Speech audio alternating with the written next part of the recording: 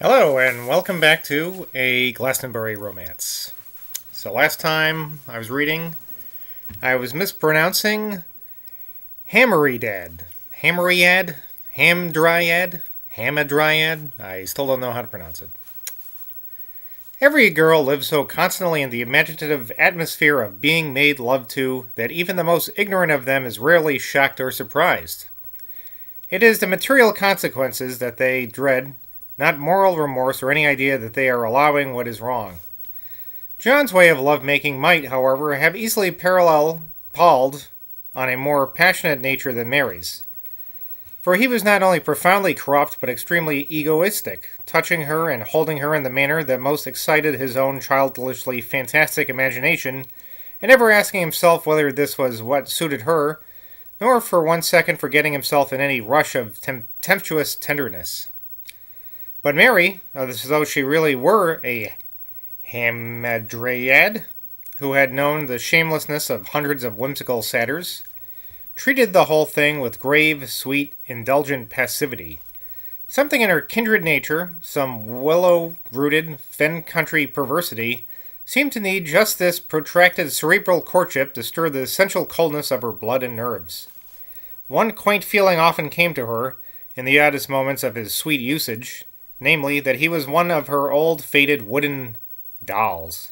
Yes, the most dilapidated and injured of all four, which used to belong to her, come to life again, but this time full of queer, hardly human exactions that she were willingly prostitute herself for, hours and hours to satisfy, so long as she could hear those wooden joints creak and groan in their joy. That's disturbing. They both knew they were safe from interruption.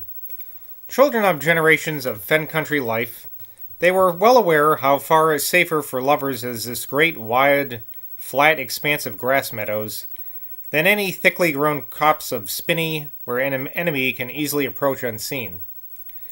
Emanations of sympathy were not lacking from the vast, smooth tree with its upward clutching branch ends, though they were of a different kind from those of that aged denizen of Dye's Hole. They both knew well that after the heavy effort of getting the boat back against the current of Alder Dyke, there would be little chance for more than a few kisses before they separated for their unknown future, and this made them loath to cease their play. But the role of the ash tree was to bring to them in the midst of their dalliance with incredible vividness the image of their grandfather. Remember, they both have the same grandfather. Just think about that, huh? Both of them saw clearly in their mind's eye that the well-known head of their grandfather, covered with thick curly hair, as white as wool, with his patient servant sitting in a row on the red leather dining room chairs, and with his life-weary king of Thule eyes in their hollow eye sockets, lowered over the page, as with his classic actor's voice beautifully modulated to the occasion, he intoned one of the poet Cowper's hymns.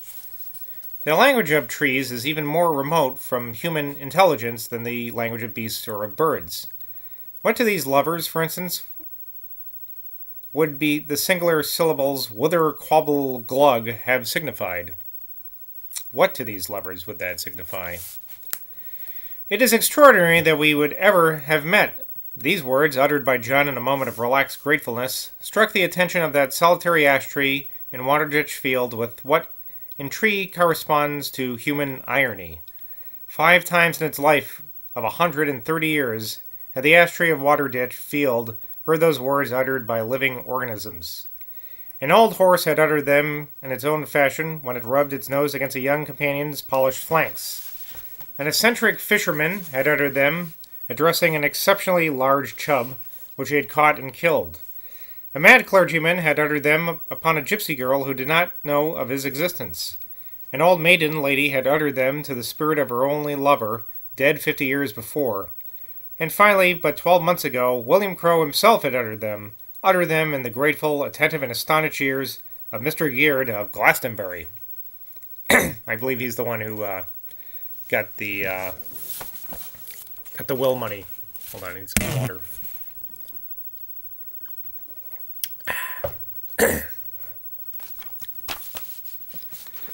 All this the ash tree noted, but its vegetative comment thereon would only have sounded in human ears like the gibberish, "Whither quottle glug."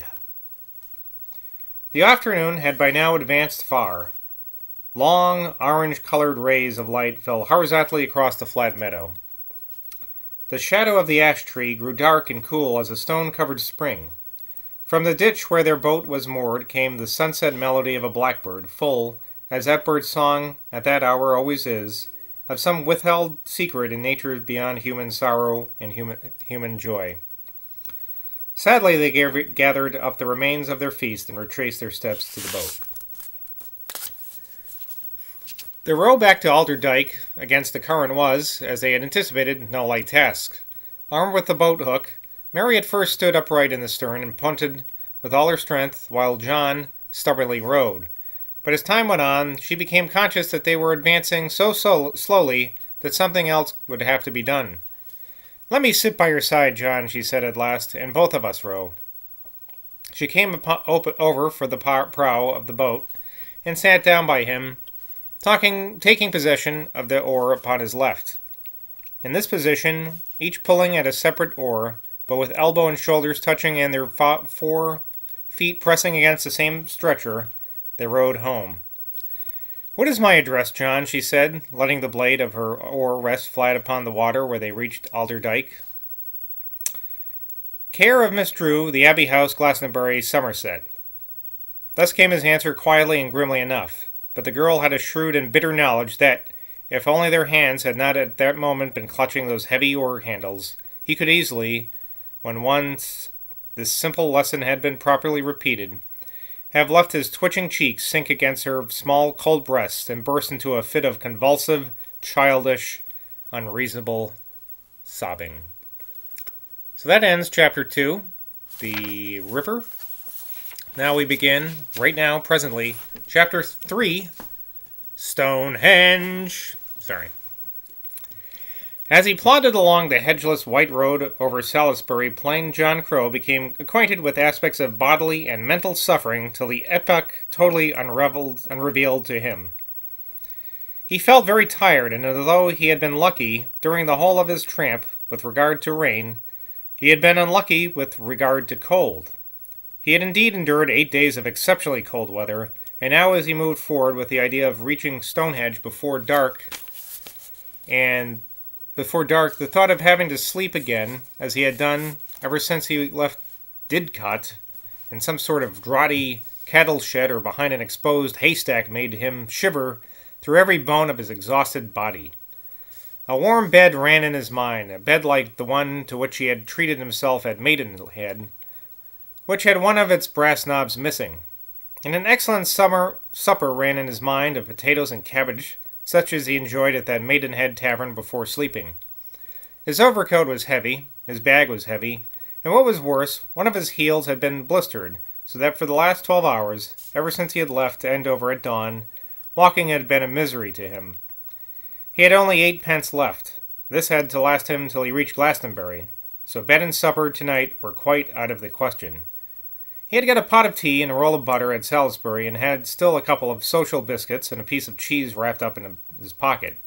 He also possessed unopened a packet of navy-cut cigarettes. I wonder what those workhouses are like, he thought. I suppose the officials are bullies. I suppose a person's always in danger of getting lice. No, I must find a shed or something, but I'm going to see Stonehenge first. John Crow had never in his life known a road more bleak and unfrequented than the one he had now traversed over Salisbury Plain. He knew that the sun had just sunk below the horizon, though its actual shape was invisible. It had been totally obscured by clouds for an hour at least before it sank.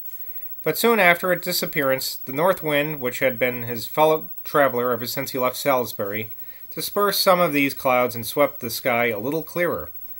It was clearer, but it was still gray, with a grayness that was positively ashen. The difference between the pallor of the road, which was sad, with the recognized human sadness, and this ashen-gray sky overhead was in some ways disturbing to his mind.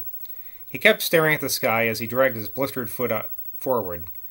Every step he took caused him pain, and if the sadness of the road was congenial to the pain, the appearance of the sky was intimately adjusted to it.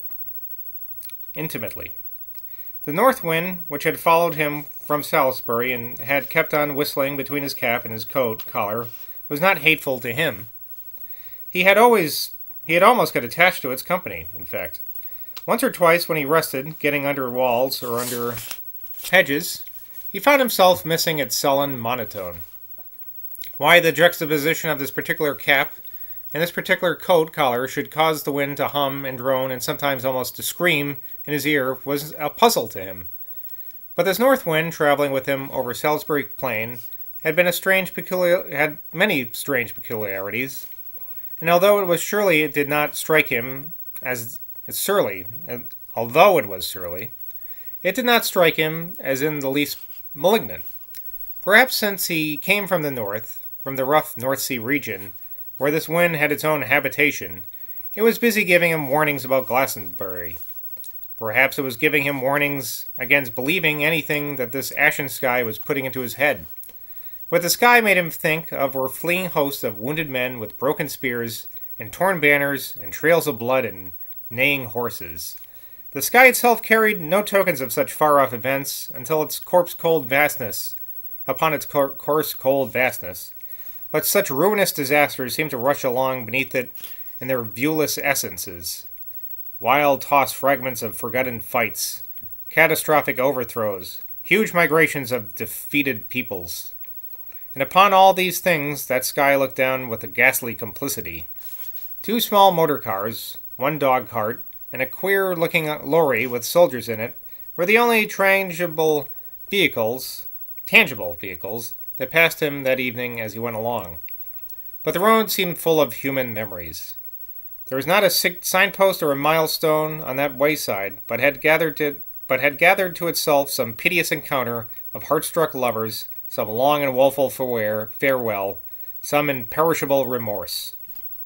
Through ancient and twisted thorn trees, whose faint green buds were growing as indistinct in the after-sunset as specks of green weed on the sides of old ships on a darkened tide, that north wind whistled and shrieked.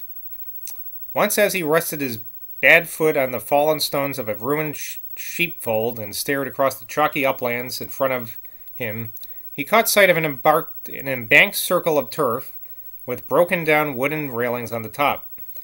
The look of this object so excited his curiosity that he limped over towards it and wearily climbed its side.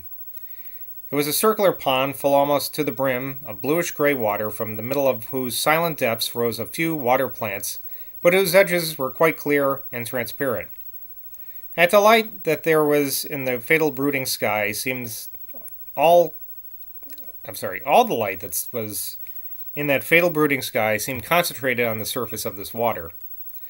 I know what this is, thought John Crow to himself. This is one of those ponds they call a dew pond. He advanced cautiously down the slope, leaving his bag on the top of the bank and supporting himself upon his stick. Arriving at the edge of the water, he stirred it a little with his stick's end. But in a second he hurriedly drew his stick away.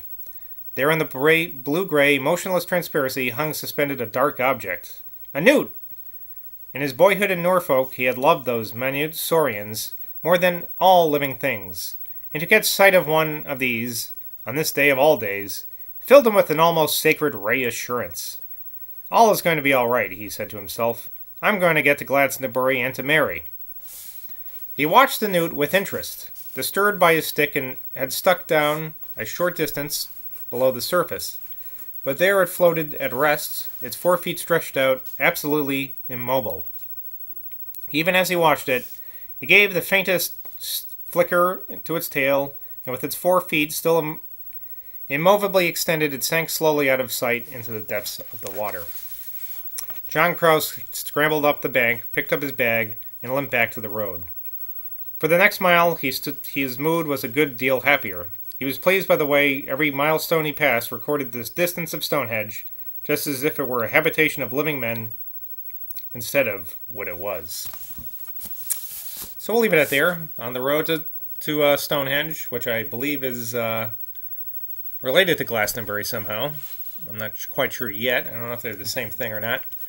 And in case you're confused, which you might be, So I think he left Mary at the boat, and then he told his cousin his Uncle Philip earlier that he was going to walk to Glastonbury. So apparently she ditched him, or he ditched her, and now he's on his own walking to Glastonbury for no apparent reason. He could have easily gotten a ride, but he had something to prove, I guess.